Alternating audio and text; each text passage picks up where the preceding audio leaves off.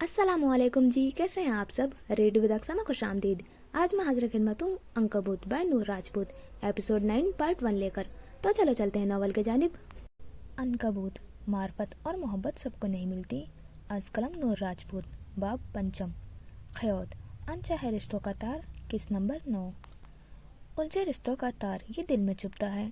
कहाँ से शुरू हुआ ये सिलसिला गम का, न जाने कब से ये दिल इस गम में डूबा है, न जाने कब से ये आंख इस गम से भरी है। ये रिश्ते हैं जैसे तारों का जाल, जहाँ हर तार एक दर्द एक गम। ये रिश्ते हैं जैसे समंदर की झील, जहाँ हर लहर एक सवाल एक गम। न जाने कब से ये दिल इस गम में उलझा है, न जाने कब से ये आंख इस गम से भरी है। ये रिश्ते हैं जैसे पतंगों का खेल, जहाँ हर पतंग एक उम्मीद एक गम। ये रिश्ते हैं जैसे बारिश का मौसम, जहाँ हर कतरा एक दुआ एक गम। न जाने कब से ये इस दिल में उलझा है, न जाने कब से ये आँख इस गम से भरी है। ये रिश्ते हैं जैसे सांस लेने का अमल, जहाँ हर सांस एक दर्द एक गम। ये रिश्ते हैं जैसे जिंदगी का सफ़र, जहाँ हर कदम एक सवाल एक गम। न जाने कब से ये दिल इस गम से उलझा है, न जाने कब से ये आँख इस गम से भरी है। इंसान जब से पैदा होता है तो वो अपने अलग पहचान, अपनी अलग शनाख्त लेकर पैदा होता है। लेकिन दुनिया में आते ही इंसान इसकी शनाख्त के लिए नाम तो दिया जाता है, पर उसे रिश्तों में बांध दिया जाता है। कुछ रिश्ते जो हकीकी होते हैं, कुछ रिश्ते जो ज़रूरी होते हैं, और कुछ रिश्ते जो अनचाहे होते हैं। कुछ रिश्ते इंसान उसकी पहचान छीन लेते हैं, इंसान की शनाख्त ख़त्म हो जाती है, या फिर वो कभी अपनी शनाख्त बना ही नहीं पाता। वो हमेशा उस रिश्ते से रेफरेंस से जाना जाता है जो अनचाहा होता है। वो रिश्ता जो अनकबूत के तारों की तरह इंसान के गले का फंदा बना रहता है। वो रिश्ता जिसकी इस इंसान ने कभी ख्वाहिश ही नहीं की होती। फिर क्यों ऐसे अनचाहे रिश्ते हमसे हमारी पहचान छीन लेते हैं? क्यों ऐसे रिश्ते इंसान को दूसरे रिश्तों से नफरत करने पर मजबूर कर देते हैं? और इस इंसान की तकलीफ तुम क्या जानो, जिसने पैदा होने से लेकर 22 साल के होने तक सिर्फ एक ही जुमला ही सुना हो, तुम्हारी अपनी कोई पहचान नहीं है, तुमने जन्म ही किसी और के लिए लिया है। वो जुमला जो आज़ाद पैदा हुए इंसान को बागी बनाता है। इंसान सबलत कैद पसंद नहीं करती, और एक औरत तो पंछी की मानिंद होती है, जैसे अपने पंख फैलाकर ऊंचा उड़ना होता है, जो बुलंदियों पर राज करना चाहती है, जो चाहती है किसी अनचाहे रिश्ते में ना बंधा जाए, जो चाहती है रिश्ते उसके गले का फंदा ना बने। फिर अगर फंदा बन जाए तो क्या होता है? आप समझ तो गए होंगे कि इस कहानी में अपनी बका की जंग लड़ने वाली कौन है। वो जिसका नाम का मतलब ही बुलंदियों की शुरुआत था। वो अपने पंख फैलाए आसमान की वस्तुओं तक जाना चाहती थी, पर उसे हमेशा यही सुनने को मिला कि उसकी शनाख्त किसी और से थी, उसकी अपनी कोई पहचान नहीं थी। इसी बात ने उसके अंदर बगावत पैदा की। माजी को जानने के लिए हमें माजी के पन्नों को वक्फे वक्फे से पलटना होगा, ताकि हम हाल को बेहतर तरीके से समझ सकें। ये बात कई साल पहले की है, जब फजर ने होश संभाला था। उसने अपने माँ बाप को अजीब खौफ के साए में जीते देखा था, अनजाना खौफ जो हर वक्त सर पर मंडलाता रहता था। कभी कभी अम्मा अब्बा उसे गौर से देखते रहते। वो प्यार करते थे, पर कभी कभी लगता था जैसे वो प्यार से ज़्यादा उससे नफरत करते थे, जैसे वो उन पर बोझ हो, जैसे वो अनचाही औलाद हो। पर इकलौती औलाद होने के बावजूद कोई अनचाहा कैसे हो सकता है? अम्मा अब्बा बावर्ची खाने में घुसे जाने कौन सी राजो नियाज की बातें करते रहते थे। वो दोनों कभी लड़ते झगड़ते नहीं थे, पर दोनों में मोहब्बत का नामा का जज्बा दम तोड़ गया था। वो आपस में बंधे तो थे, साथ रहते थे, पर दोनों एक दूसरे से सदियों के फासले पर नजर आते थे। उनका घर इलाके का शायद इकलौता घर था जहाँ कोई फ़ोन नहीं था, कोई टीवी नहीं था। अम्मा उसकी सहेली नहीं थी जो अम्मा से सारी बातें कर पाती। स्कूल से वापस आकर उसने हमेशा भयानक खामोशी की सुपुर्द कर दिया जाता था, ऐसी खामोशी जो फजर का दिल दहलाती थी।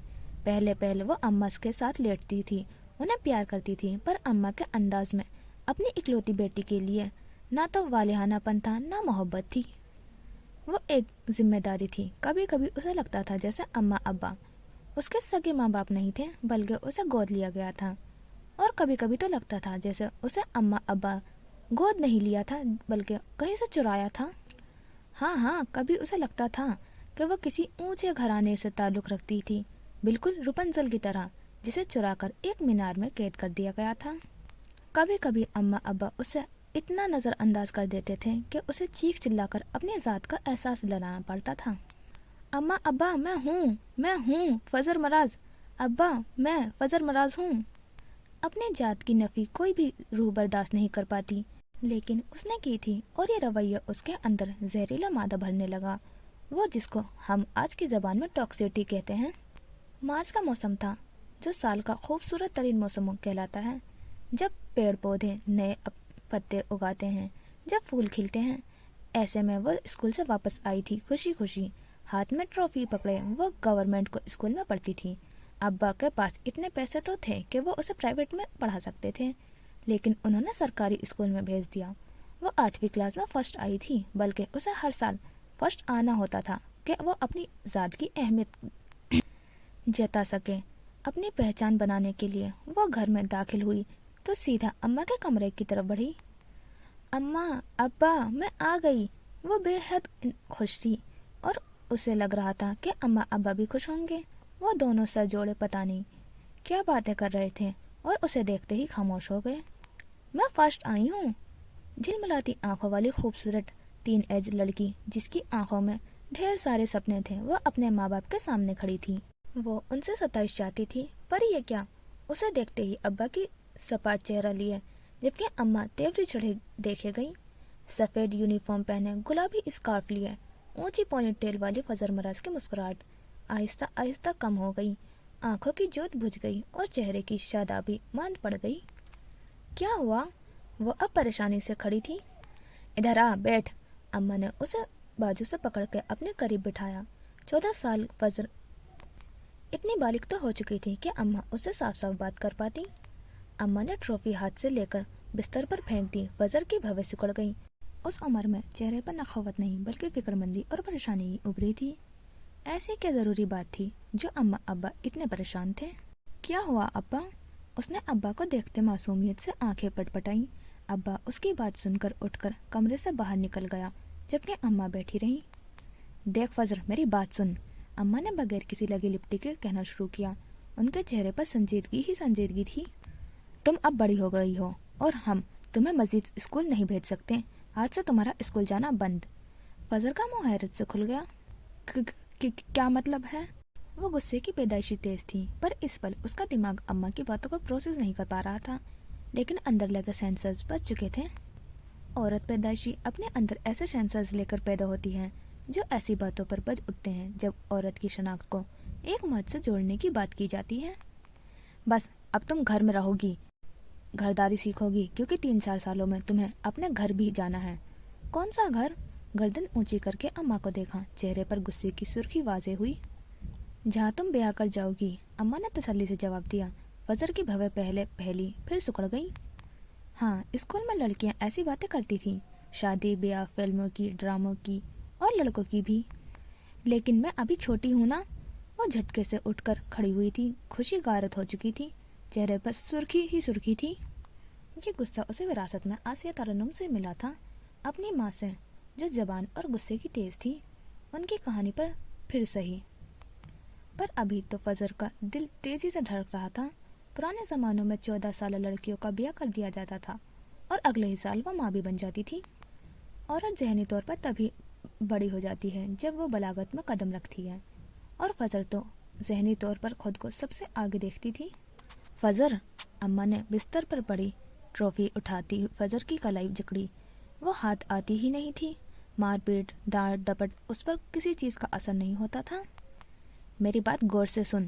ان کے چہرے پر زلال اتر آیا تھا۔ فضر پل بھر کو سہم گئی۔ تجھ پر بلقیس کے بیٹے کا حق ہے، وہ تجھے لینے آئے گا، سمجھ گئی؟ وہ خوف زدہ نظر لیے فضر کو دیکھے گئی۔ فضر کا دل اچھل کر حلق میں آیا۔ بلقیس کا نام اس نے پہلے بھی سن رکھا تھا، لیکن یہ بلقیس کا بیٹا کون تھا؟ اماں نے اس کی کلائی پکڑ رکھی تھی، اتنی زور سے کہ شدت سے ضبط کے باعث اس کی آنکھوں میں آنسو آ گئے۔ وہ بے یقینی سے اماں کو دیکھتی رہی۔ کیا کہہ دیا تھا اماں نے؟ اس پر کسی اور کا حق تھا؟ تم اپنے لیے پیدا نہیں ہوئی، تم بلقیس کے بیٹے کے لیے پیدا ہوئی ہو، یاد رکھنا۔ अम्मा ने झटके से कलाई छोड़ दी। वो डगमगा गई, गिरते गिरते बची। लाल गुलाबी रंगत लिए वो कई सानिया बेयकीनी से अम्मा को देखती रही। ट्रॉफी वहीं पड़ी रह गई। अम्मा ने कुनखियों से फजर को देखा। निकलता कद, खूबसूरत नैन नक्श और पौनी से निकलते रेशमी बाल। वो कमबख्त हसीन तरीन आजमाइश बनकर उतरी थी। आज ही उसने तो स्कूल में उर्दू की टीचर से सुना था, हर इंसान अपने लिए पैदा होता है, हर इंसान आज़ाद है, सबकी अपनी पहचान है। फिर अम्मा कह रही थी कि वो किसी और के लिए पैदा हुई थी। अम्मा क्यों उससे उसकी शनाख्त छीनना चाहती थी? आखिर क्यों? लाल बब्बू का चेहरा लिए उसने अम्मा को देखा। मैं अपने लिए पैदा हुई हूँ अम्मा, मेरा नाम फजर मराज है, मैं अपने लिए पैदा हुई हूँ, वो तोते की तरह बोली। एक बार फिर अपनी पहचान करवाई। अम्मा ने मुंह मोड़ लिया। वो भी कमरे से निकल गई। दिल धड़क रहा था, हाथ पांव कांप रहे थे। दूसरे कमरे का दरवाजा बंद करके खूब रोई। समझने की कोशिश करती रही कि आखिर हो क्या रहा था। दिल डर गया था। कई बार उसने अम्मा के मोहल्ले की औरतों के सामने कहते सुना था कि फजर तो किसी और की अमानत है, पर उसे अम्मा की बात समझ नहीं आई। लेकिन आज अम्मा ने उसका दिल तोड़ दिया था। उसे बिल्किस और उसके बेटे से नफरत हो रही थी, जो उससे उसकी शनाख्त छीनना चाहते थे। अभी तो उसने पंख फैलाए भी नहीं थे और लोग काटने को तैयार हो गए थे। फिर यह सिलसिला रुका नहीं।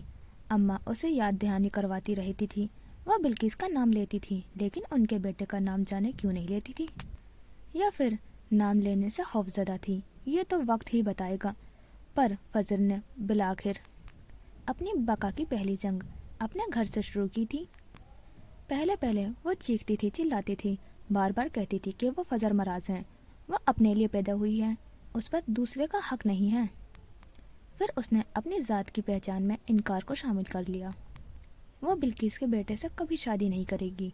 जब उसकी शनाख्त छीनने को तैयार बैठे थे, तब उसे अपनी शनाख्त कायम रखने का एक ही तरीका मिला, खुद को दूसरों से ऊंचा रखना, खुद को दूसरों से अलग रखना, इनकार को लोगों के मुंह पर मारना।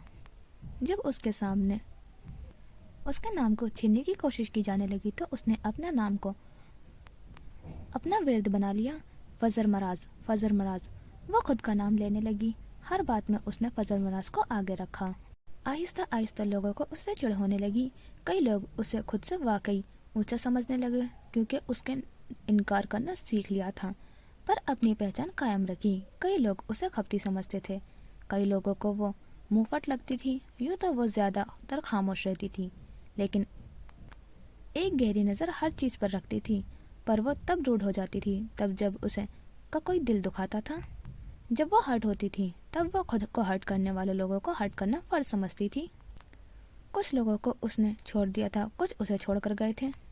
वो अकेली रह गई थी, कोई दोस्त नहीं बना पाई। स्कूल की कई लड़कियों को उससे नफरत थी तो कई से डरती थी, क्योंकि फजर गले मिलने वालों में से नहीं थी, बल्कि गले पड़ जाने वालों में से थी। बस कोई पंगा लेने की हिम्मत करे।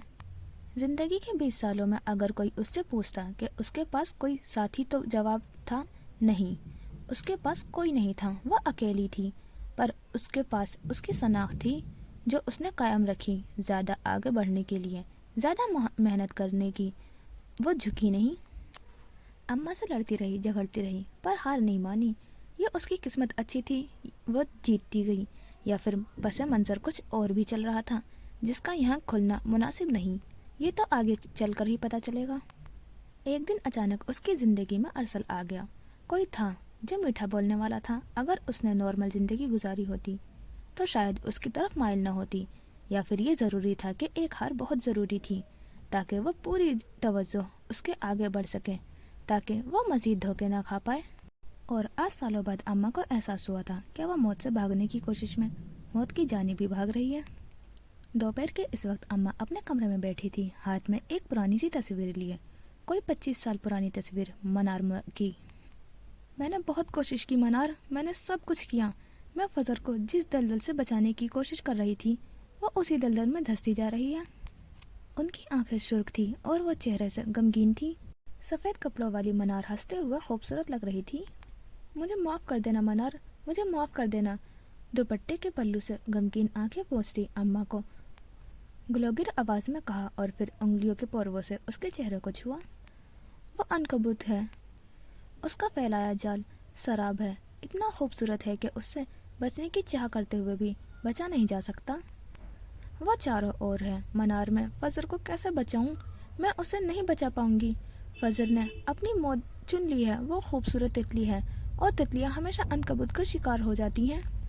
سب ختم ہو گیا، منار، سب ختم ہو گیا۔ وہ پھوٹ پھوٹ کر رو دی۔ ویران گھر میں اماں کی سسکیاں سنی۔ جو ہمراز تھا وہ چلا گیا تھا، اب تو کوئی ہمدرد بھی نہیں تھا۔ کاش میں وہ دن دیکھنے سے پہلے مر جاؤں جب موت کا سوداگر اسے جکڑ لے، جب عنکبوت کے نرم ریشے اس کی گلے کا پھندا بن جائیں۔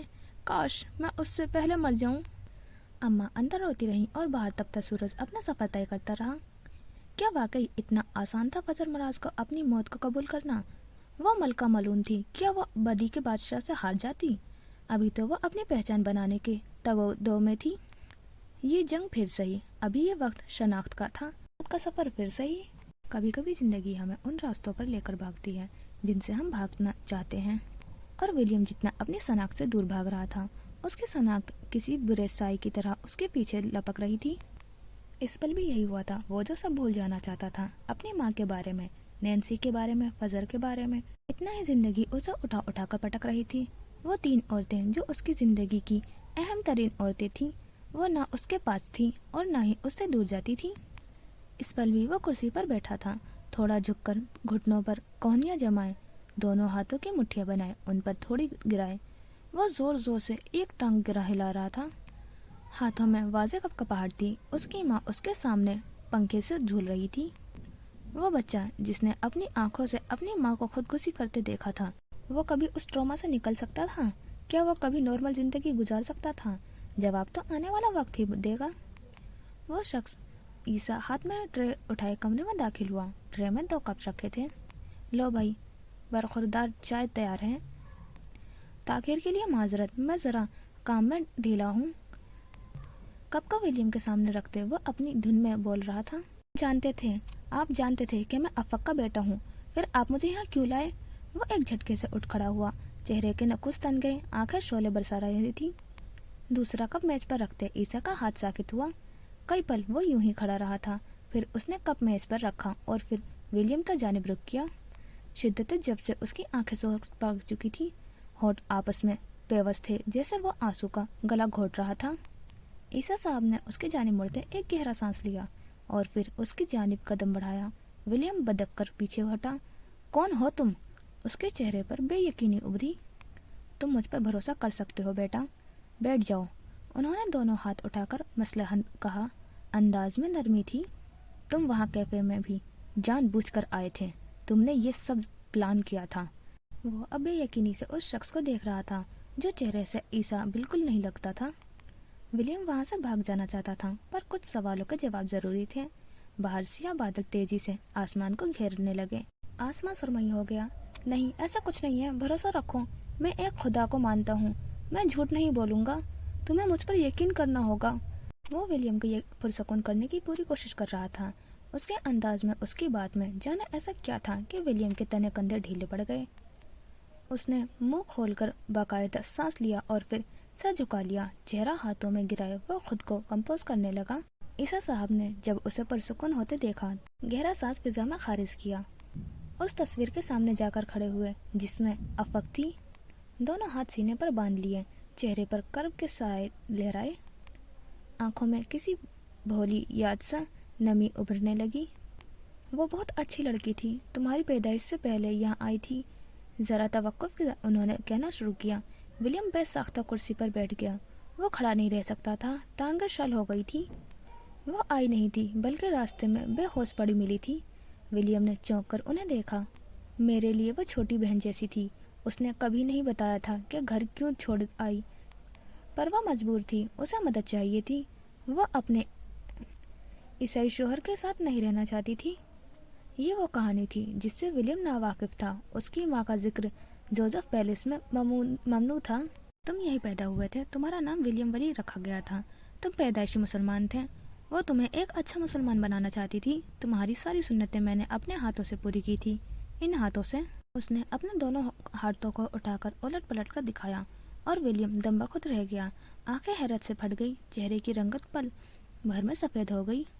कमरे की खिड़की से बाहर का मंजर गहरा सुरमई था। बादल जोर जोर से गरज रहे थे और टप टप बूंदें बरसने लगी। तेज हवा ग्लास विंडो से किसी हथौड़े की तरह टकराने लगी। विलियम की हालत देखकर वो कदम कदम चलता करीब आया और कुर्सी खींचकर करीब बैठ गया।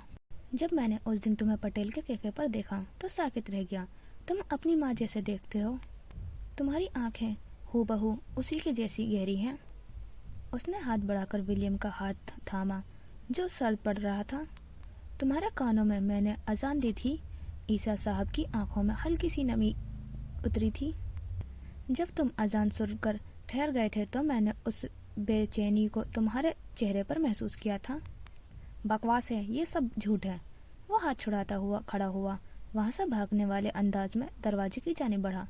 इंसान अपने असल से कभी नहीं भाग सकता वली बेटा। विलियम के पैर जम से गए। वो रुक गया, साकित हो गया। वली, मैं चाहती हूँ तुम अपने परवरदिगार को याद रखो। रोशन चेहरे वाली एक औरत उसके तसव्वुर के पर्दे पर लहराई और विलियम ने कर्ब से आंखें मींच ली। बाहर बिजली जोर से कड़की और अंदर विलियम का दिल टूट कर किरचियों में बट गया। बारिश गिरने की आवाज़ इतनी ऊंची थी, यूं जैसे साला बारिश हो रही हो। कभी कभी खुद से मिलना बहुत मुश्किल होता है। ईसा साहब की गमगीन आवाज़ सुनाई दी। शायद उफ़क़ की यादें उन्हें गमगीन कर दिया करती थी। उस दिन कैफ़े में तुम्हारे जाने के बाद मुझे तुम्हारी असलियत का पता चला। तुम जोसेफ के बेटे हो, जिसने तुम्हारी परवरिश ईसा की थी, जिसने तुम्हें मुसलमान से ईसाई बनाया, जिसने तुमसे तुम्हारा असल छीन लिया। तब मुझे तुम्हारी बेचैनियों का एहसास हुआ था कि तुम खुद को इतनी जख्मी क्यों किया।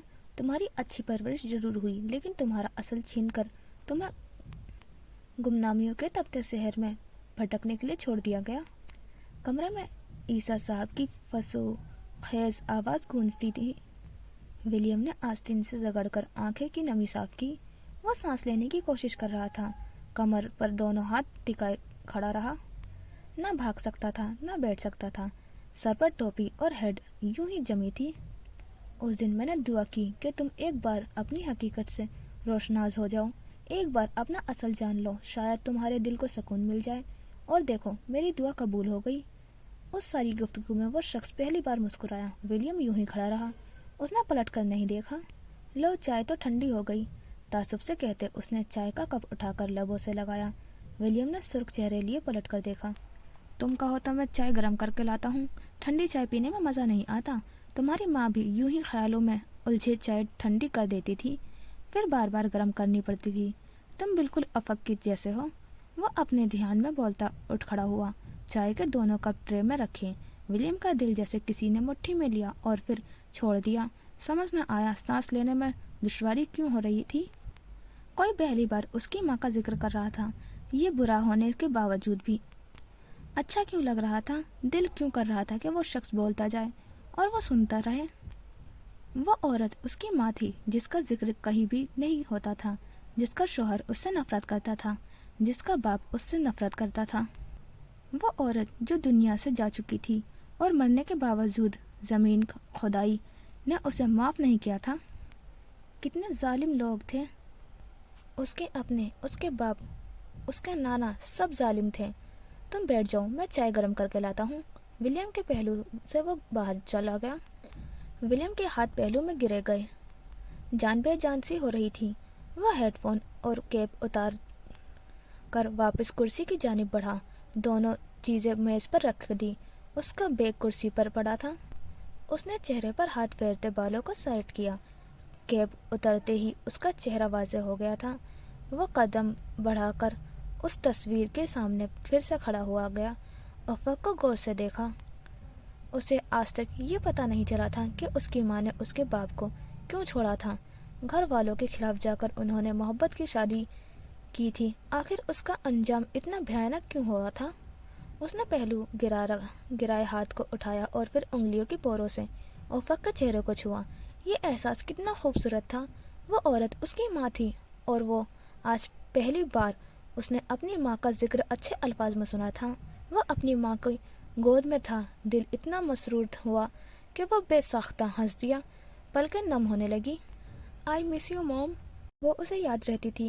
वो भूलने के चक्कर में हर वक्त याद रहती थी। अब वो पलटकर कमरे का जायजा लेने लगा। उसकी माँ यहाँ रहती थी, वो यहाँ बच्चों को पढ़ाती थी। उसे लगा वो अभी भी यहीं हो। कई लम्हे गुजर गए। बाहर बरसात ताबड़तोड़ बूंदें आहिस्ता होने लगी। ईसा का चेहरा एक बार फिर दरवाजे पर उभरा। गरम गरम भाप उड़ाती चाय लिए वो अंदर आ रहे थे। विलियम ने आगे बढ़कर उनसे ट्रे थामी और मेज पर लाकर रख दी। यहाँ के मौसम का भी कोई भरोसा नहीं है, कभी भी बरसने लगता है। उसका सांस कदरे फूल गया था। वह चलता हुआ मेज के दूसरी जानिब आकर बैठ गया। विलियम ने बिना कुछ कहे कुर्सी पर बैठते हुए पुश टिका दी।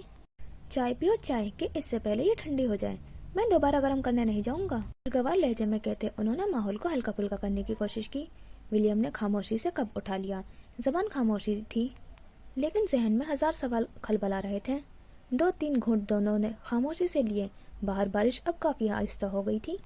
अगर मैं यहाँ ना आता तो? सर उठाकर उसने पहली बार सवाल किया। कतई आंखों की बेचैनी आवाजें थी। मुझे यकीन था अल्लाह तुम्हें यहाँ जरूर लाएगा। मैंने दिल से दुआ की थी।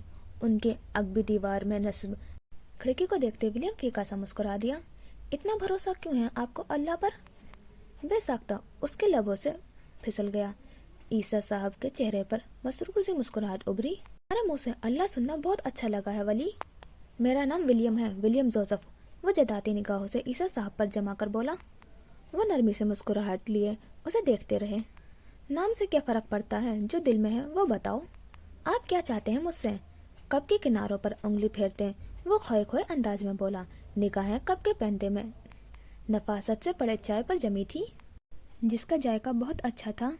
मैं चाहता हूँ तुम अपने असल को याद रखो। मेरा असल क्या है? दोबारा सवाल उभरा। यही कि तुम पैदाइशी मुसलमान हो। जब से होश संभाला है तब से खुद को चर्च जाते पाया हूँ। नैनी कहती है मैं अच्छा क्रिश्चियन हूँ। तुम्हारी माँ चाहती थी तुम अच्छे मुसलमान बनो। मज़हब कोई लिबास नहीं है जिसे मैं दूसरों की ख्वाहिश पर पहन लूँगा। मार्फत तो एक ताज है, जिसके सर पर सज गया तो मानो शख्स ही सज गया। कुछ था उनके लहजे में कि विलियम चंद पल सांस नहीं ले पाया। उसने कलमा पढ़ा था होशो हवास में, तो क्या उसके सर पर भी ताज सज गया था? उसने कुछ कहने के लिए लब खोले, लेकिन वो फिर फड़फड़ा कर रह गए। आखिर ये सब क्यों हो रहा था? मुझे सोचने के लिए वक्त चाहिए। इस बार उसने ईसा की आंखों में देखते हुए कहा। जाने वो किससे वक्त मांगना चाह रहा था, जबकि जानता था उसका अंदर बदल गया था। उसकी बात सुनकर ईसा साहब मुस्कुरा दिए।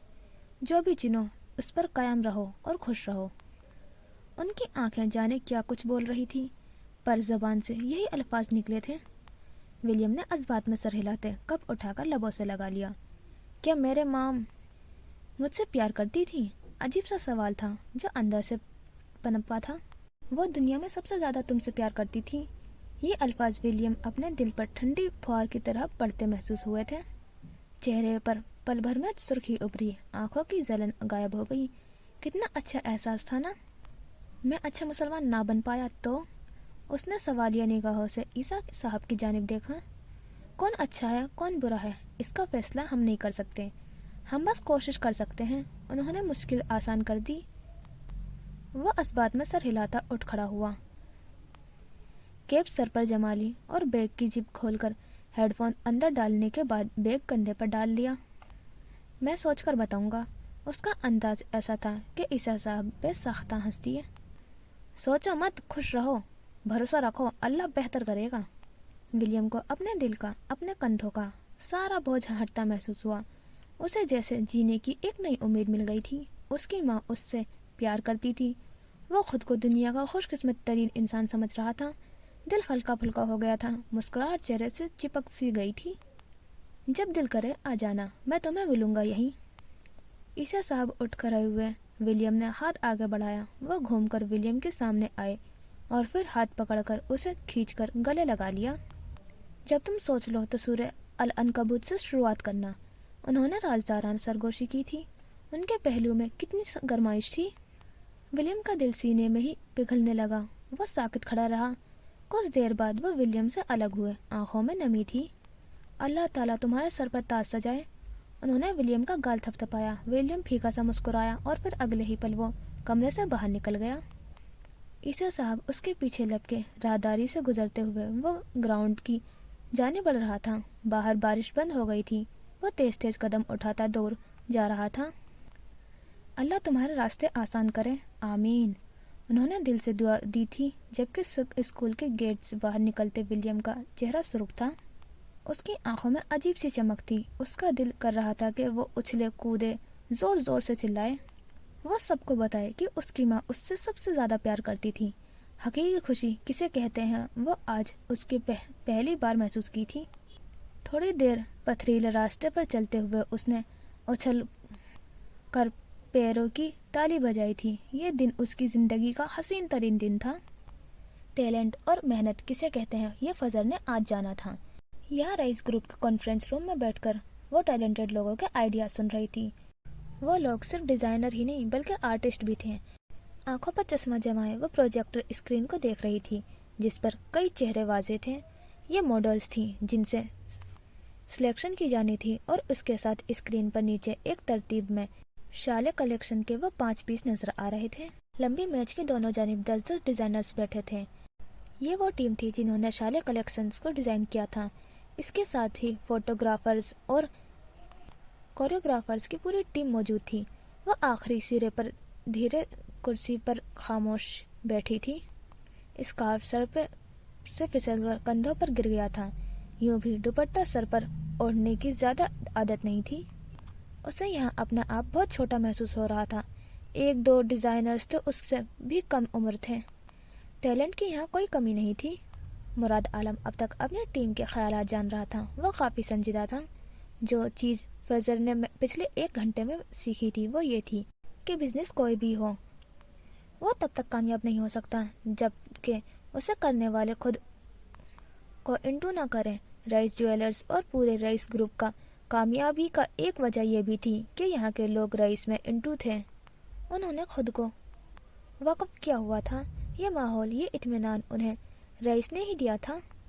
جب وہ مراد عالم کے ساتھ کانفرنس روم میں داخل ہوئی تھی تب اسے کئی لوگوں نے سوالیہ نظروں سے دیکھا تھا، پر یہ چند پل کی نگاہیں تھیں۔ وہ اتنے پروفیشنل ہو چکے تھے کہ انہیں فرق نہیں پڑتا تھا۔ وہ انہی خیالوں میں گم تھی کہ مراد عالم کی پکار پر اس کا دل اچھل کر حلق میں آیا۔ اس کے نام پر سب اسکرین سے رخ موڑ کر اسے دیکھا۔ یہ فضر معراج ہیں، انہوں نے ہمیں شالے کی لانچ کے لیے جوائن کیا ہے۔ مراد عالم نے اس کا تعارف کروایا۔ کئی لوگوں نے اسے پیشیہ ورانہ مسکراہٹ سے نوازا، جبکہ بہت سے کے نزدیک اس کا ہونا نہ ہونا برابر تھا۔ یہ ہمارے آرٹ پیس کو پریزنٹ کرنا چاہتی ہیں۔ مس فضر، بتائیں آپ کے اس بارے میں کیا خیالات ہیں؟ یہ مراد عالم باہر والے مراد عالم سے بالکل ہی مختلف تھا۔ انتہائی پروفیشنل اور ڈیٹیل اورینٹڈ۔ شاید یہی وجہ تھی جو وہ رئیس گروپ کے لیے اتنی اہمیت رکھتا تھا۔ فضر کا چہرہ پل بھر کو سرخ پڑا، پھر وہ خشک لبوں پر زبان پھیرتی اٹھ کھڑی ہوئی۔ اس کے بائیں کلائی میں ایک نازک سا بریسلیٹ تھا جو ہلکی روشنی میں چمک رہا تھا۔ کھڑے ہونے کی ضرورت نہیں ہے، آپ بیٹھ کر بھی بات کر سکتی ہیں، ایک سینئر ڈیزائنر نے مسکرا کر کہا، تو فضر نے اس بات میں سللا دیا۔ سر مراد، کیا ہم سیاہ فام ماڈلز ہائر کر سکتے ہیں؟ اس نے براہ راست مراد عالم کو مخاطب کیا۔ وائی ناٹ، ہمارے پاس فارنرز ماڈلز ہیں جو انٹرنیشنل فیشن شوز میں کام کرتی ہیں، ہم انہیں بلا سکتے ہیں۔ وہ سنجیدگی سے بولا، پر سیاہ فام کیوں؟ ذہن کھلبلایا۔ ایکسیپشنل، وہ مسکرائی۔ اس کا حوصلہ بڑھا تھا۔ خود پر بھروسہ ہونا بہت ضروری ہے۔ کیا ہوا اگر کوئی تمہاری بات کرنے پر مذاق اڑائے گا؟ وہ اپنی زبان کو تکلیف دے گا، پر تم میں تو کم از کم بات کرنے کا حوصلہ پیدا ہوگا۔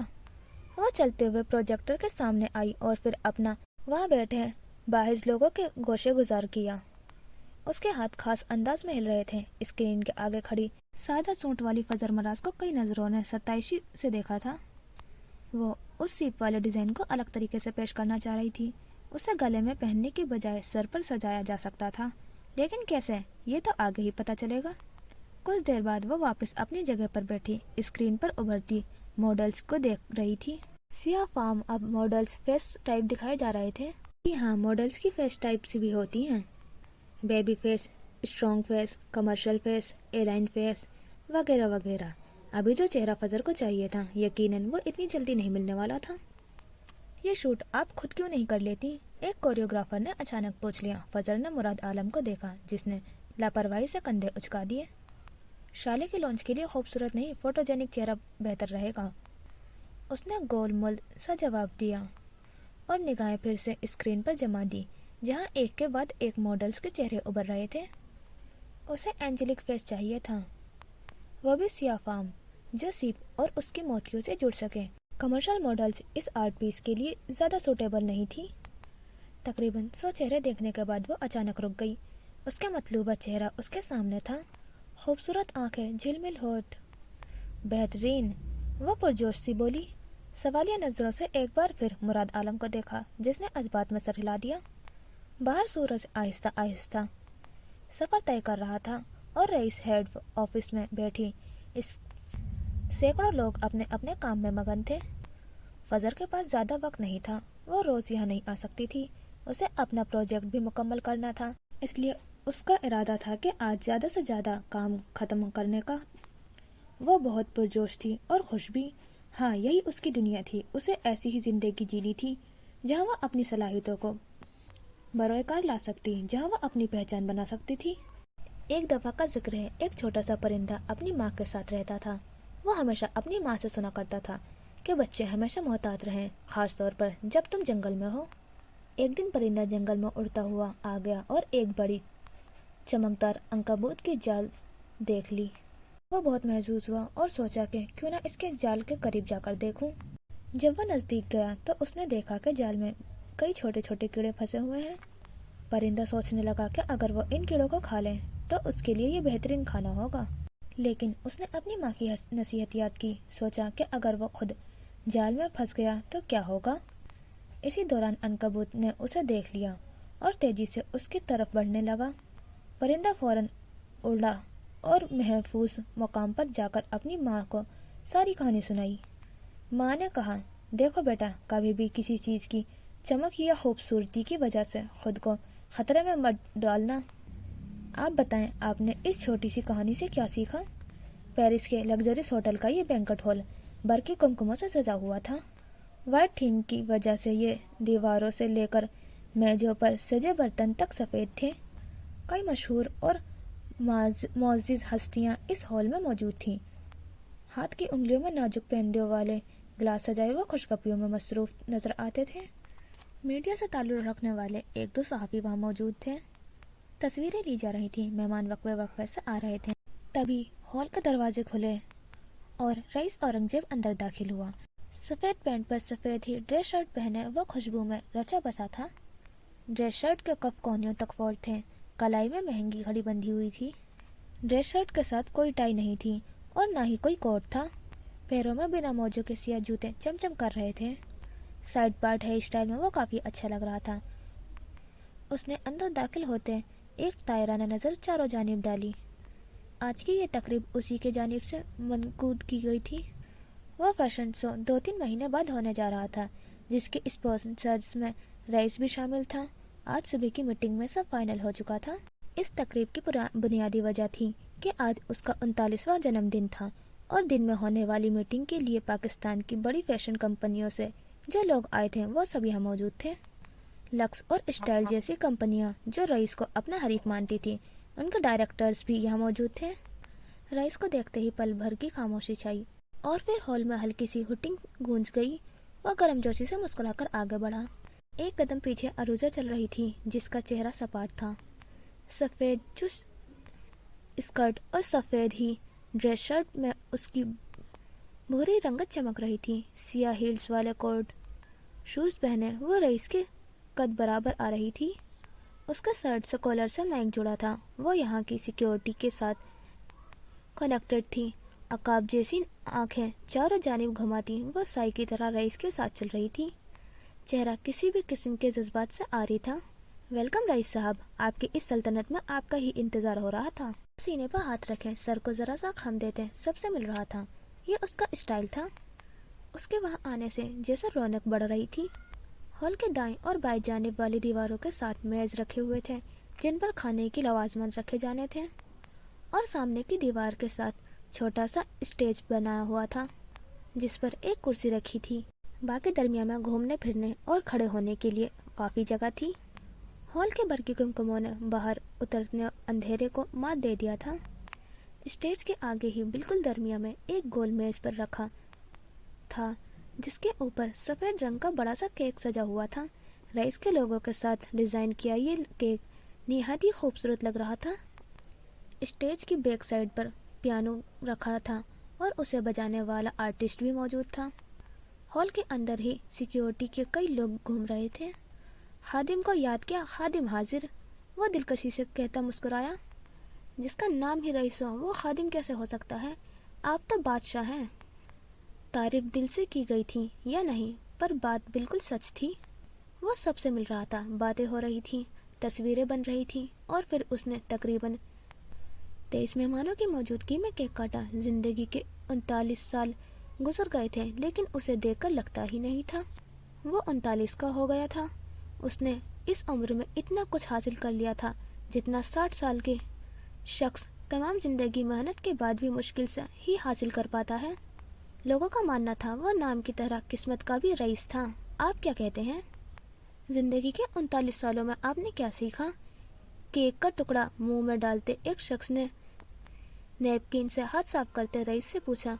यही कि खुलकर जियो, मर तो जाना ही है। उसके जवाब पर सब मुस्कुरा दिए। आज उसका दिन था। इस महंगे शहर में महंगे होटल में ये तकरीब उसने रखी थी। यहाँ मौजूद आधे लोग दिन में होने वाली मीटिंग से ही आए थे, बाकी सब उसके भेजे गए दावतनामे पर मुख्तलिफ शहरों मुख्तलिफ मुल्कों से तशरीफ़ लाए थे।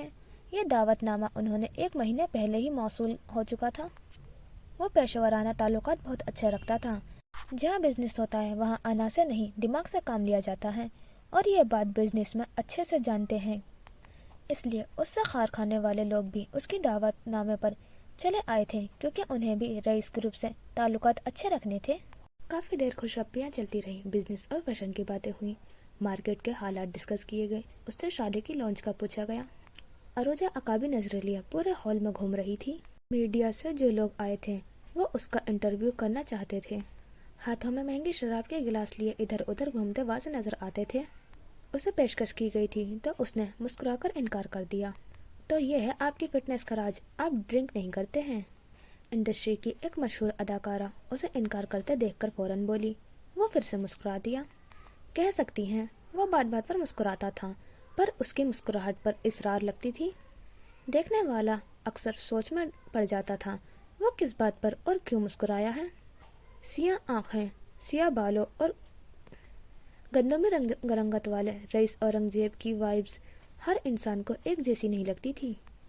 कुछ देर बाद वो स्टेज पर धरी कुर्सी पर बैठा। कुर्सी से पुछ टिकाए, टांग पर टांग जमाए वो फुर्सत से बैठा था। बाकी सब मेजों के गिर्द रखी कुर्सियों पर बैठ गए थे, और वो दोनों सहाफ़ी जो उसके इंटरव्यू के लिए आए थे वो स्टेज के सामने रखी 2 कुर्सियों पर बैठ गए थे, जहाँ कुछ देर पहले रखे मेज़ पर रईस ने केक काटा था। मेज अब उठा दिया गया था। दोनों के हाथ में माइक था, जबकि कैमरा स्टैंड पर जमा था। हॉल की लाइट बंद थी, जबकि रईस के सर पर रोशन स्पॉटलाइट में सिर्फ उसका वजूद वाज़ेह था। स्पॉटलाइट की रोशनी बिल्कुल चांद सी जैसी सफ़ेद थी। यकीनन आज की रात खास होने वाली थी। रईस साहब, सुना है आप बड़ी कम उम्र में ही इस फील्ड में आ गए थे, अपना तजुर्बा शेयर करें। पहला सवाल वो था जो अक्सर उससे हर इंटरव्यू में पूछा जाता था, और तब उसने मकड़ी और परिंदे वाली वो कहानी सुनाई जो आप ऊपर पढ़ चुके हैं। परिंदे की माँ ने कहा था, किसी चीज़ की चमक या खूबसूरती की वजह से खुद को खतरे में मत डालो। हॉल में खामोशी थी। वो जैसे बोल रहा था उसे सुनना परफसू था। अगर तुम खुद को खतरे में नहीं डाल सकते तो बिजनेस की दुनिया में मत आओ। अगर तुम इस दुनिया के तार अंकबूत के बारे में नहीं जानना चाहते तो भाग जाओ, जैसे वो परिंदा भाग गया था। पर अगर रुकना चाहते हो तो ये सोचकर रुकना कि तुम किसी भी पर शिकार हो सकते हो। अरूजा सीने पर हाथ बांधे अपने बॉस को सुन रही थी, जिसकी बातें अक्सर सर के ऊपर से गुजर जाती थी। इस फील्ड में आपने कितनी दोस्त बनाई? क्या बिजनेस की दुनिया में इंसान दोस्त बना सकता है? इस सवाल पर वो सर झुकाकर मुस्कुराया और फिर सर उठा दिया। दोस्त हो या ना हो, इंसान की ज़िंदगी में एक ऐसा साथी ज़रूर होना चाहिए जो आपके लिए जान दे भी सके और जान ले भी सके। वो पल भर को रुका। उसकी निगाहों ने अरुजा को खोजा। हॉल की आखिरी में वो किसी रोबोट की तरह सीधी खड़ी नजर आई। मजाल है जो चेहरे पर मुस्कुराहट उभरी हो। मैं खुशकिस्मत हूँ जो मेरे साथ ऐसे दो साथी हैं। उसकी आंखों में सितारों सी चमक थी। अरुजा जमाल और मुराद आलम उसके साथ ही थे। हॉल में बैठे लोगों को इस पर रश्क आया था। शादी के बारे में आपका क्या ख्याल है? आपको नहीं लगता अब आपको शादी हो जानी चाहिए? आप जैसे मर्द के लिए इससे बेहतरीन उम्र क्या होगी? वो उस सवाल पर खुलकर हंस दिया। हॉल में होटिंग सी हुई। रईस औरंगजेब के नज़दीक शादी क्या है? सवाल हॉल से आया था।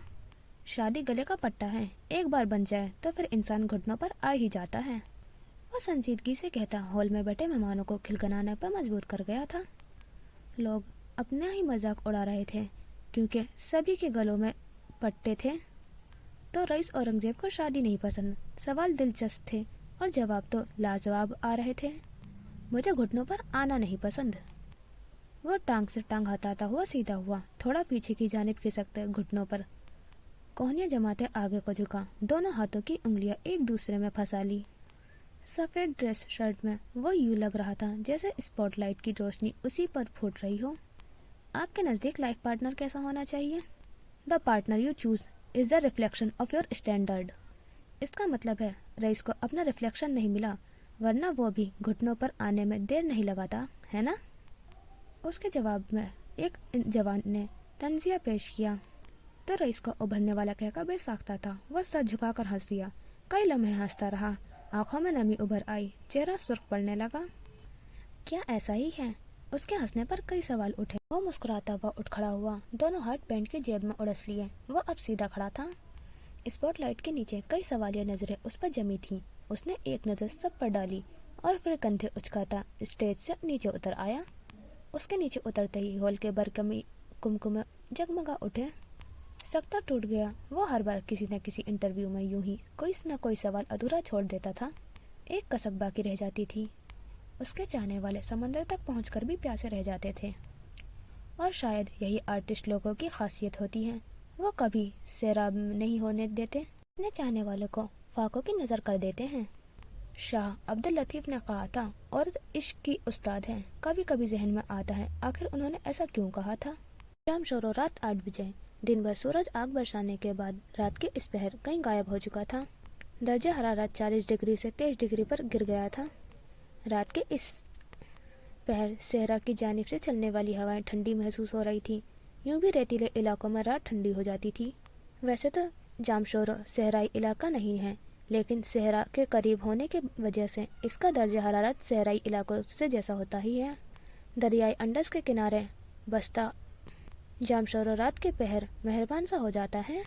आलमगीर हवेली खामोशी थी, सिवाय दूसरी कमरे के इस बड़ी खिड़कियों वाले कमरे के, जिसकी सारी खिड़कियां खुली हुई थी। सफ़ेद पर्दे हवा से उड़ रहे थे। चांद पूरी जोबन से था और उसकी दूधिया रोशनी में कमरे का मंजर नुमाया होने लगा। वस्त में पिछले पलंग पर वो अंधी लेटी हुई थी। कोहनियों के बल हाथ में शाह अब्दुल लतीफ़ की किताब पकड़े वो अपने साथ लेटे 12 साला मोहित को कलाम सुना रही थी। जग में जीना 2 दिन का है, 2 दिन का कयाम, कहे लतीफ़ तू ही तो है, बाकी तेरा नाम। मोहित उसी के अंदाज में लेटा हथेलियों के प्याले में चेहरा गिराए उसकी बातें समझने की कोशिश कर रहा था।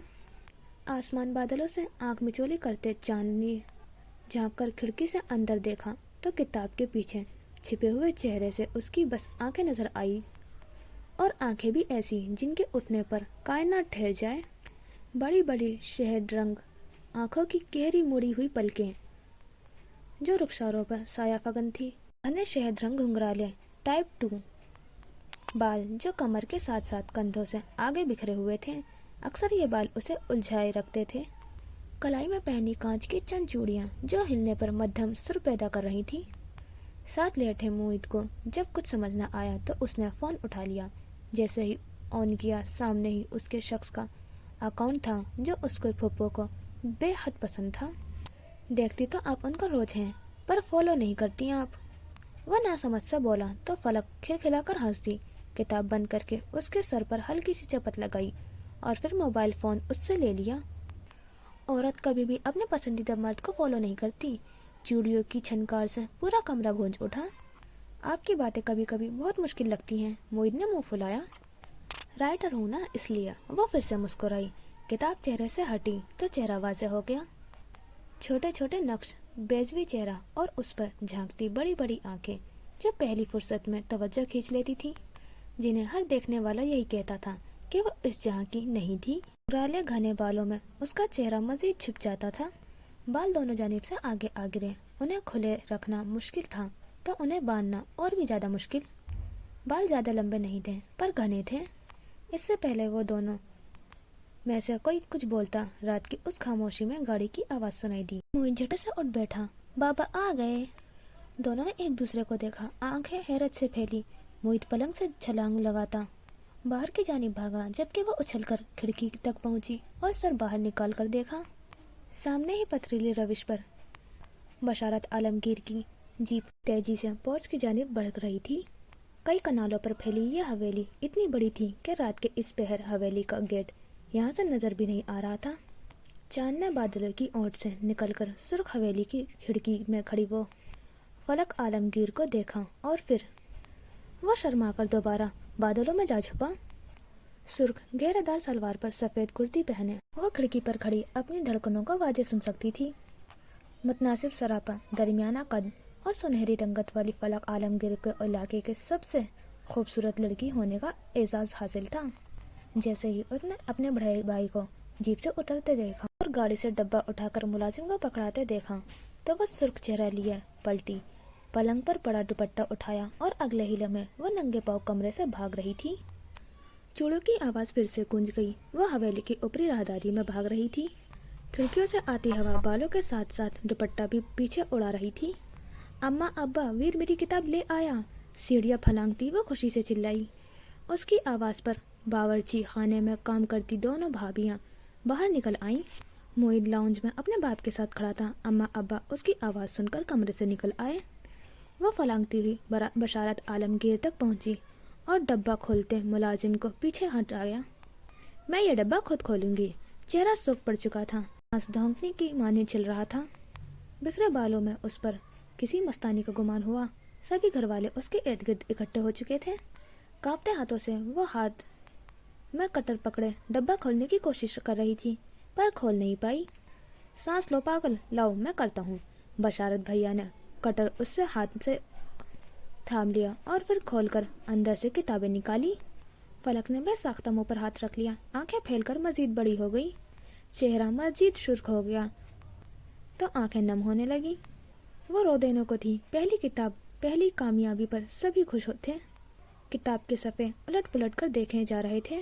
بہو بہو مبارک ہو میری دھی، بہت بہت مبارک ہو میری بیٹی۔ اماں نے اسے اپنے ساتھ لگایا۔ ہاں خوش تھے ہو، اب خوش ہو؟ بشارت عالمگیر نے اس کی کتاب اس کے سامنے کرتے پوچھا۔ وہ کئی پل کتاب کو دیکھتی رہی اور پھر جھپٹنے والے انداز میں لیتی واپس سیڑھیوں کی طرف بھاگی۔ اس کی پہلی کامیابی صرف ایک شخص کے نام تھی۔ بشارت نے ایک نظر اسے بھاگتے دیکھا، چہرے پر افسوس واضح تھا، پھر سر جھٹک کر ڈبے سے دوسری کاپی نکالی۔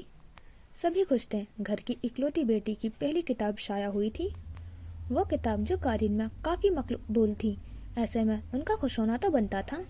دونوں بھابیاں اب کھانا لگانے کا اہتمام کرنے لگی تھیں۔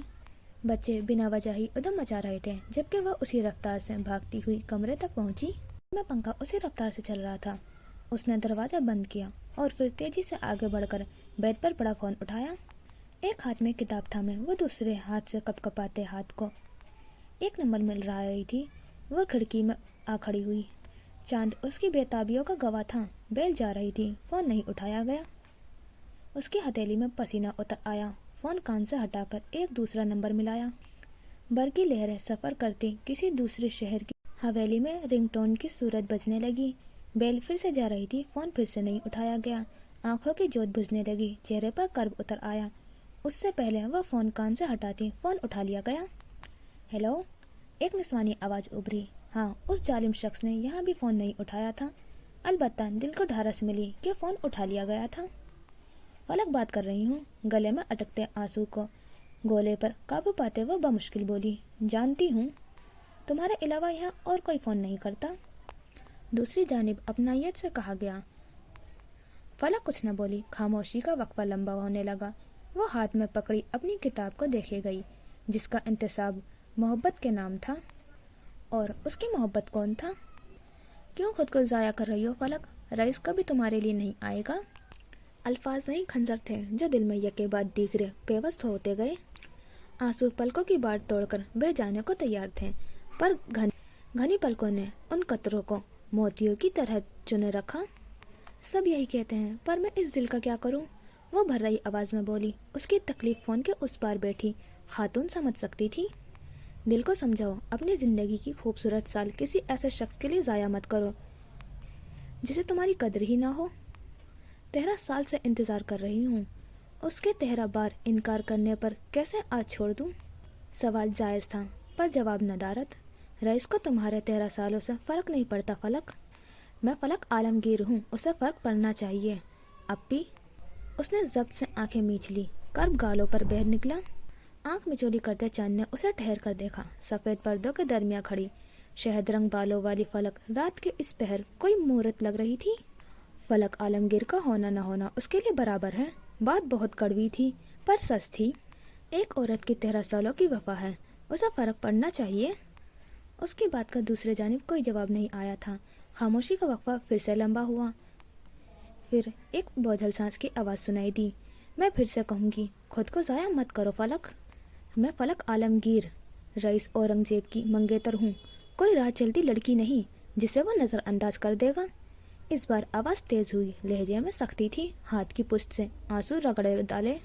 یہ رشتہ اس کی مرضی سے نہیں ہوا تھا فلک، جہاں رئیس کی مرضی نہیں ہوتی وہ دیکھتا بھی نہیں ہے۔ نفیس سی آواز میں ایک بار پھر اسے سمجھانے کی کوشش کی گئی۔ فلک کی ٹانگیں جواب دینے لگی تھی۔ کھڑکی کے پٹ سے ٹیک لگا لیا، مابادا کہیں ڈھہ ہی نہ جائے۔ اور میں نے پچھلے 13 سالوں میں اگر کسی کو دیکھا، کسی کو سوچا ہے، کسی کی چاہت کی ہے تو صرف رئیس اورنگزیب کی۔ آپ اسے بتا دیجئے گا، میں انتظار کر رہی ہوں، اسے آنا ہوگا ورنہ۔ وہ بات ادھوری چھوڑ گئی، پتہ نہیں دھمکی تھی یا بے بسی۔ فلک نے فون سے ہٹاتے ہوئے بند کر دیا۔ فلک عالمگیر وہ لڑکی تھی جس کے لیے سیلف لو سب سے پہلے آتا تھا، جس میں فیمینین انرجی یعنی خود سے محبت کا جذبہ کوٹ کوٹ کر بھرا ہوا تھا۔ پر خود سے بھی زیادہ اسے ایسے شخص سے محبت تھی جسے اس کے ہونے یا نہ ہونے سے کوئی فرق نہیں پڑتا تھا۔ پہلی محبت اور کامیابی انسان کو بہت عزیز ہوتی ہے، اور فلک نے یہ دونوں ایک ہی شخص کے نام کی تھی، وہ شخص جو اس کا ہوتے ہوئے بھی اس کا نہیں تھا۔ کوئی بتائے میں اس شخص کو چھوڑوں کیسے جو میرا دکھ بھی ہے، میرے دکھ کا مداوا بھی ہے۔ اس ہیڈ آفس سے آنے کے بعد فضر کافی تھک گئی تھی۔ پوری کوشش کرنے کے باوجود بھی وہ آج کام مکمل نہیں کر پائی تھی، کیونکہ ماڈلز موجود نہیں تھی۔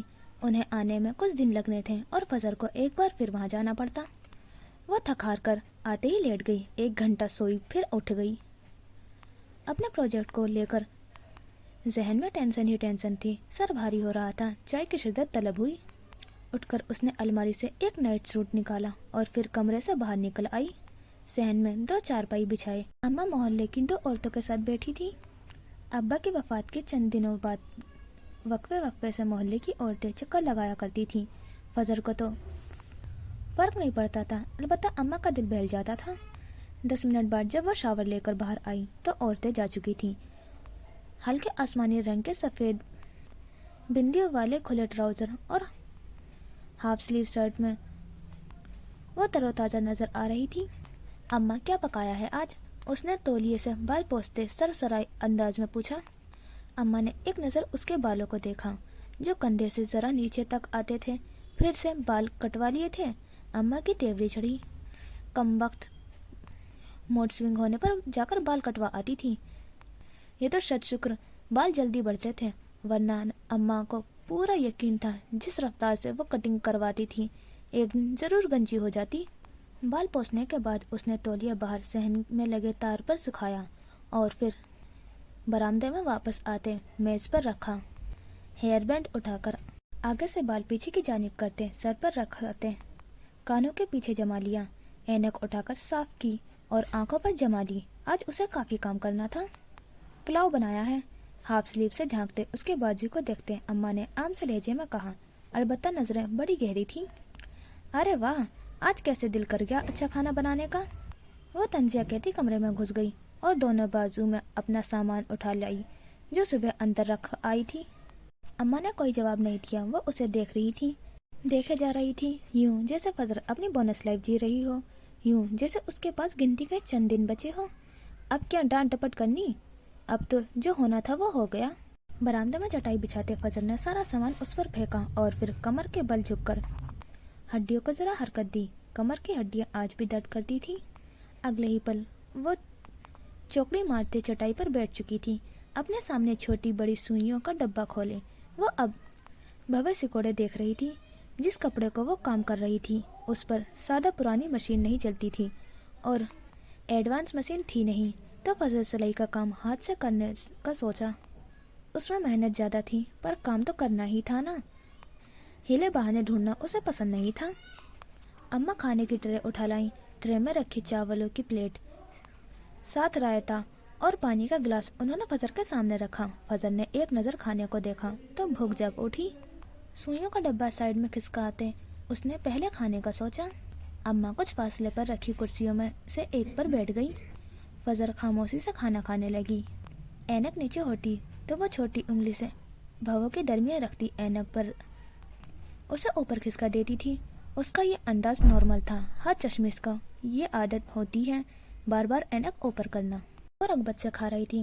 जब तक मराजुद्दीन जिंदा था, जब तक अरसल उसकी जिंदगी में था, वो खाने पीने के बल्कि हर काम में ताखिर दिखाती थी। पर दोनों के चले जाने के बाद वो चुप हो गई थी। उसने जो काम किया था उस पर का जो रिएक्शन था, उसके बाद से फजर ने और अम्मा से किसी भी किस्म की शिकायत करना छोड़ दी थी। आज अम्मा बड़े दिनों बाद उसे गौर से देख रही थी और आज उन्हें एहसास हुआ था कि फजर ने उनसे नजरें मिलाना छोड़ दिया। वो बात तो करती थी मगर अम्मा की तरफ नहीं देखती थी। अम्मा ने उसे इन गुजरे महीनों में हंसते नहीं देखा था। ये तो जरा से सर्द होने पर वो अम्मा को बार बार तंग करती थी। पर पहली बार ऐसा हुआ था। फजर ने अपने सारे दुख दर्द खुद तक रख लिए थे, अपने अंदर समेट लिए थे। जिस शख्स को उसने हमदर्द बनाया था वो ऐसा दर्द दे गया था कि पूरी जिंदगी अब वो किसी मर्द पर भरोसा न कर पाती। वो खामोशी से चावलों के चम्मच मुंह में डालती गई और अम्मा उसे इतनी खामोशी से देखे गई।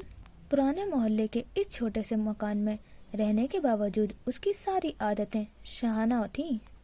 आज उन्होंने पहली बार सोचा था कि माजी की सभी भूल भुलैयों में, सभी झमेलों में, वफा बेवफाई के कस्बों में आखिर फजर का क्या कसूर था। सिर्फ ये कि वो उनके घर पैदा हुई थी, ये कि वो मराजुद्दीन की बेटी थी, या फिर ये कि उसे अपनी पहचान बनानी थी, वो अपने लिए पैदा हुई थी। आधी प्लेट खाने के बाद उसने पानी का एक घूंट भरते ट्रे साइड में खिसका दी। अम्मा की नजरें खुद पर महसूस कर रही थी पर सर उठाकर नहीं देखा। अम्मा से उसे इतनी शिकायतें थी कि अगर करने बैठ जाती तो आंसू के समंदर में अम्मा को साथ ले डूबती। पर एक चुप कभी कभी शिकायतों से बेहतर होती है और फजर ने चुप का राजा रख लिया था। अम्मा उसे देखे गई। वो मनार के मुशाबा थी, बस उसके बाल मनार जैसे सुनहरी नहीं थे, न उसकी आंखें का रंग सुनहरी था। उसकी आंखों का रंग कैसा था अम्मा को याद करने पर भी याद नहीं आया। चेहरे पर बेकरारी सी उभरी। काश वो एक बार नजरें उठाकर देख ले ताकि अम्मा उसकी आंखें देख पाए, पर वो ढेर थी। मजाल है जो गर्दन उठाई हो। वो मनार के होते हुए भी अपने जैसी थी, अपने नाम की एक थी। वो फजर मराज थी जो अपनी पहचान के लिए पैदा हुई थी। इसमें उसका क्या कसूर था? अगर उस पर किसी बिल्किस के बेटे का हक था, उसने ये हक नहीं मांगा था। इन्हीं सोचों में गर्क अम्मा उठ खड़ी हुई, उसके करीब से ट्रे उठाई और बावर्ची खाने में जाकर उसी के आधे बचे हुए चावल खाने लगी। मुंह में निवाले डालते उनकी आंखों में आंसू थे। पता नहीं फजर का कौन सा दीदार आखिरी हो जाए। सीने में तकलीफ उठी और बूढ़ी आंखों की बुनाई जो पहले से कम हो चुकी थी वो रोने से मजीद मुतासिर हो रही थी। बरामदे में बैठी सुई में धागा परोती फजर के हाथों में लर्जिश हुई थी। उसका चेहरा सुर्ख पड़ चुका था। काश अम्मा उसे एक बार सीने से लगा लेती तो सारी तकलीफ दम तोड़ जाती। वो जानती थी अम्मा रो रही थी, पर फजर को जख्मों पर मरहम रखने नहीं आते थे, न अपने जख्मों पर न अपनों के जख्मों पर। जलती पर तेल का काम वो कर सकती थी, पर मरवत उसके बस का काम नहीं थी। कुछ लोग ऐसे ही होते हैं। ताल्लुक तोड़ लेना, अपनों को खोल में सिमट जाना उनके लिए कभी मुश्किल नहीं होता। हाँ, अलबत्ता ताल्लुक बनाना ऐसे लोगों का इम्तिहान होता है, इसलिए फजल ने अब तक ताल्लुक तोड़े ही थे। अपना तो उसने कुछ नहीं बनाया था, बल्कि जहाँ कोशिश की थी वहाँ से सिर्फ जिल्लत मुकद्दर ठहरी थी। फिर कोई नरमदिल शहजादी बनने से बेहतर था मलका मलून बना जाए, तबाह होते हुए तबाही लाई जाए, और ये काम फजल के पसंदीदा कामों में से एक था। वक्त का काम होता है गुजरना, जल्द या बदेर गुजरता है। कुछ पल खुशी लाते हैं तो कुछ पल गम, लेकिन इंसान को ये कबूल करना चाहिए कि खुशी और गम जिंदगी का हिस्सा है। हकीकी खुशी इंसान के अंदर होती है। जब इंसान का अंदर उदास होता है तो बाहरी कोई रौनक मुतासिर नहीं कर पाती। अपनी असलियत को कबूल करने के बाद विलियम ने अपने अंदर पुरसुकून महसूस किया था। वो बचपन से अपनी माँ से भाग रहा था, उसे भागने पर मजबूर किया दिया था, पर अब उसने ये कबूल करना शुरू कर दिया था कि वो आफक औरंगजेब उसकी माँ थी। आजकल उसकी ज़िंदगी बड़ी आसान हो गई थी। वो दोस्तों के साथ घूम फिरता था, 2 बार ईसा साहब से मिलने गया था। उनसे मिलकर अजीब सा सुकून मिलता था। वो उससे उसके बचपन की यादें, कहानियों की सूरत सुनाते थे। वो उसे उफ़क़ की बातें बताते थे। अभी उसने मज़हब को लेकर कुछ नहीं सोचा था। अभी वो अपनी तलाश में था और उसके नज़दीक मज़हब के लिए पूरी उम्र पड़ी थी। क्या वाकई? चलते हैं विलियम की ज़िंदगी में, आगे बढ़ते हैं और देखते हैं वहाँ क्या चल रहा है। जोसेफ पैलेस में बनाए गए अपने स्टूडियो रूम में वो ढेरों मशीनों के बीच बैठा पूरी तवज्जो से अपनी म्यूजिक वीडियो पर काम कर रहा था। उसके काम के एक क्लिप पर कई कंपनियां राब्ते कर चुकी थी, पर वो ये वीडियो बेचने को तैयार नहीं था। मिस्टर जोसेफ एडनबरा आए हुए थे, जबकि जॉर्ज शूटिंग खत्म होने पर ही आता। इस वक्त भी वो पूरी तवज्जो से अपना काम कर रहा था जब दरवाजे पर दस्तक हुई और निशा का चेहरा अधखुले दरवाजे से नजर आया। विलियम, तुम क्या कर रहे हो? उसने गर्दन लंबी किए पूछा। डांस कर रहा हूँ, तुम भी करोगी? च्युइंगम चबाते वो लापरवाही से बोला। निशा के चेहरे पर खफगी उभरी। कभी तो सीधा जवाब दे दिया करो। दरवाजा पूरा खोलकर वो अंदर दाखिल हुई। तुम्हारे पास 2 आंखें हैं, कभी तो इनका इस्तेमाल कर लिया करो। जबान के जोहर दिखाता वो फिर से उसी अंदाज में बोला। अलबत्ता स्क्रीन से नजरें नहीं हटाई। इसकी पढ़ाई करने के बाद तुम क्या मशीनों में सर खपा रहे हो? ग्रेजुएशन करने के बाद तुमने कौन से झंडे गाड़ लिए हैं? निशा ने एक नज़र उसे देखा और फिर तासुब से सर हिला दिया। इसका कुछ नहीं हो सकता। वेल, नैनी पूछ रही हैं, तुम उन्हें चर्च ले जाओगे? इस बार उसके हाथ रुके। नजरें उठाकर निशा को देखा, जो मेज की दूसरी जानिब खड़ी उसकी बायोमेट्रिक डिवाइस लिए उसे उलट पुलट कर देख रही थी। चर्च? विलियम की पेशानी पर लकीरें उभरी। हाँ, जब उसे डिवाइस की कुछ समझ न आई तो वो वापस रख दी। खुली टी शर्ट और ट्राउजर पहने वो उसकी चीज़ों से बेजार नजर आती थी। डैड कहाँ है? अगला सवाल दागा गया। वो कुछ देर पहले ही गए हैं। विलियम को देखते उसने इत्तला दी। आज बाहर काफी रोशनी थी, दिन निखरा निखरा था। तो उनके साथ चली जाती, वो भी बेजारी से बोला था।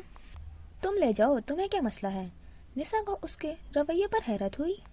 कुछ नहीं, बस चर्च जाने का दिल नहीं है, आम सा लहजे में कहते वो निशा को हैरत में डाल गया।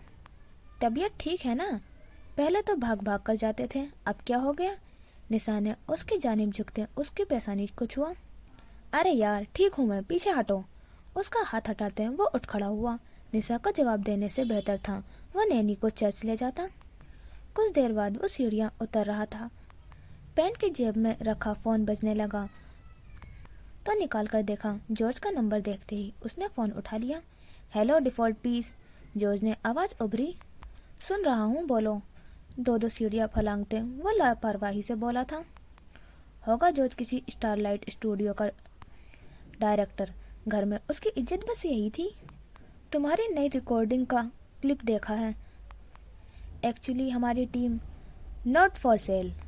विलियम ने उसकी बात दरमियान में ही काट दी। जॉर्ज तो लम्हे भर के लिए साकित हुआ। हाँ, पर तुम हमें तो दे सकते हो ना। नॉट फॉर सेल का मतलब जानते हो ना? लेकिन विलियम, हम तो फैमिली।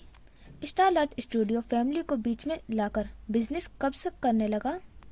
वो तो मस्कराना कहते जॉर्ज को होंठ भींचने पर मजबूर कर गया। एक बार फिर से उसकी वजह से जॉर्ज को मिस्टर जोसेफ के बातों का सामना करना पड़ा था। Try to understand William, production house तुम्हें एक अच्छी कीमत देगा। उसने आराम और सुकून से समझाना चाहा, पर वो विलियम ही क्या जो समझ जाए। सभी प्रोडक्शन हाउस अच्छी कीमत दे रहे हैं। यहाँ तक कि नील अपने कैफे में बैकग्राउंड म्यूजिक के लिए ये रिकॉर्डिंग पर मुंह मांगी कीमत पर लेना चाहता है। तुम्हें क्या लगता है पैसा सिर्फ तुम्हारे प्रोडक्शन हाउस के पास है?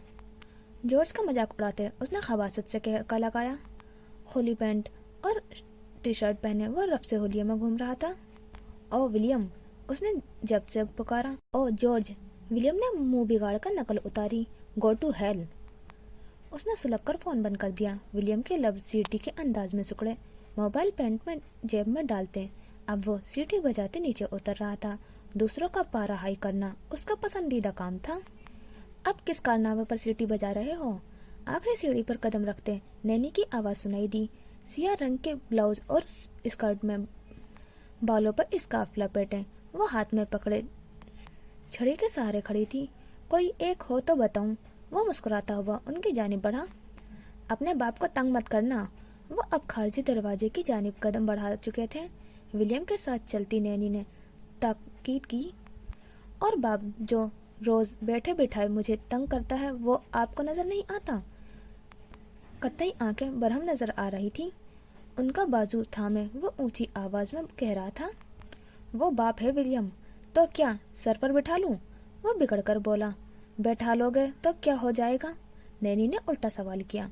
उनकी आवाज पूरे जोसेफ पैलेस में गूंज रही थी। विलियम जोसेफ किसी को सर पर बैठाने का रवादार नहीं। वो किसी नहीं, बाप है तुम्हारा। नैनी को बार बार याद दिलाना पड़ता था। बाप को तो बिल्कुल नहीं बैठा सकता। सर पर चढ़कर नाचने लग जाएंगे। इस बार लहजे में शरारत थी। नाच तो तुम रहे हो। तुम्हारी किस्मत अच्छी है, जोसेफ तुम्हें बर्दाश्त कर रहा है। उसने कहा था मेरी जैसी औलाद पैदा करने को। लकड़ी का देवकामन दरवाजा खुलते उसने उल्टा सवाल किया। अपनी जबान को लगाम दो। किसी दिन जोसेफ ने सुन लिया तो हलक से खींच लेगा। नैनी भी कम नहीं थी। विलियम ने दोनों हाथ कमर पर टिकाकर खबकी से उन्हें देखा। हलक से क्या? कुछ खींचना है मेरे? जल्दी चलो, देर हो रही है, फादर इंतजार कर रहे होंगे। उसकी खबकी को किसी खातिर में न लाते नैनी ने कहा तो विलियम उन्हें लेकर गाड़ी की जानिब बढ़ा। कुछ देर बाद वो चर्च की जानिब रवा थे। वैसे तुम आजकल बदले बदले नजर आ रहे हो, तबीयत तो ठीक है? नैनी ने अचानक सवाल किया तो उसे ठिठकने पर मजबूर किया। बदला बदला हुआ मतलब? खुश हो, यूं जैसे किसी की तलाश हो, यूं जैसे कुछ मिल गया हो।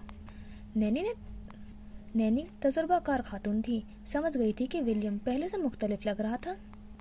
हाँ, बस अपनी पहचान मुकम्मल कर रहा हूँ, उसने गहरी संजीदगी से जवाब दिया। चेहरे के तासुरात बिल्कुल बदल गए थे। कुछ देर पहले वाली शौखी शरारत गायब हो गई थी। कौन सी पहचान? नैनी का दिल बेवजह ही धड़क उठा। वही जो जोसेफ पैलेस ने छीन ली थी मुझसे। नैनी के सिया चेहरे पर बेयकीनी सी उभरी, आंखों में खौफ सा लहराए। साफ साफ बात करो विलियम, उन्होंने अपने दिल पर काबू पाते कहा। गाड़ी चलाता विलियम नाक की सीध में देख रहा था। वो तो आप बताए नैनी, जोसेफ पैलेस ने कौन सी पहचान छीनी है मेरी? मजहब की? नैनी का दिल उछलकर हलक में आ गया। इस बार उनका मुंह हैरत से खुल गया। क्या वाकई वो जान गया था?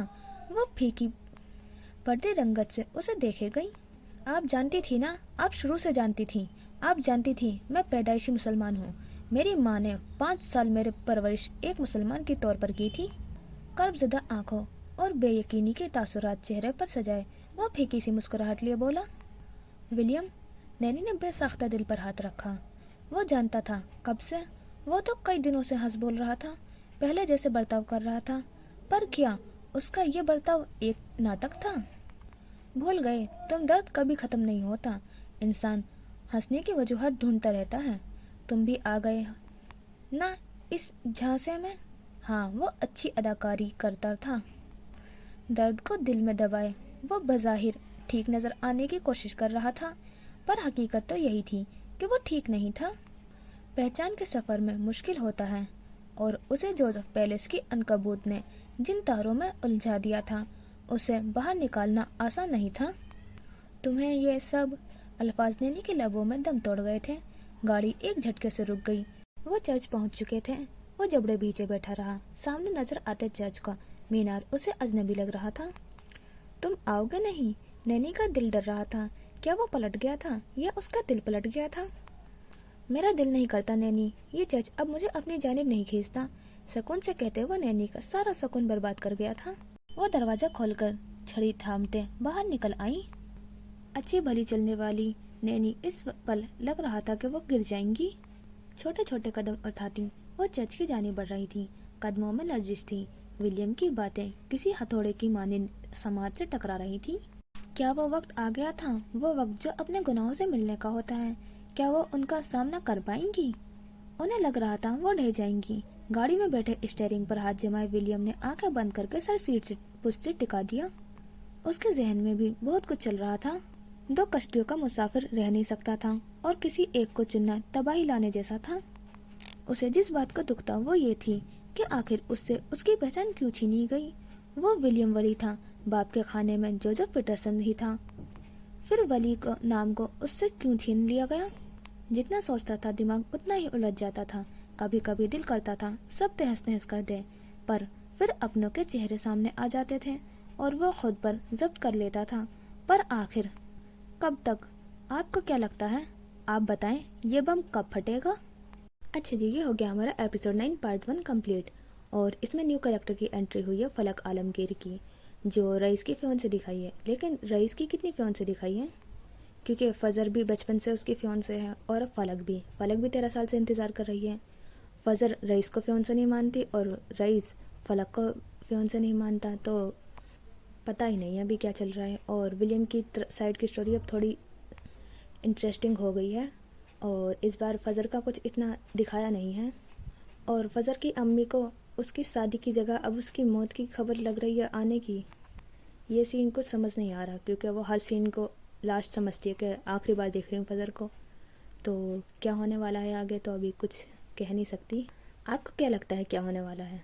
अभी तो इतनी ही स्टोरी समझ में आई है, बाकी नेक्स्ट पार्ट में देखेंगे। इंशाल्लाह जल्दी अपलोड करने की कोशिश करूँगी। और आप चैनल को कर लीजिए सब्सक्राइब, जिससे आप तक सबसे पहले अंकबूत का नेक्स्ट पार्ट। और वीडियो को कर दीजिए लाइक। और अगर आपने ये दोनों कर दिया है तो आपका बहुत बहुत शुक्रिया। तो मिलते हैं नेक्स्ट पार्ट में इंशाल्लाह। खुदा हाफिज़, अपना ख्याल रखना।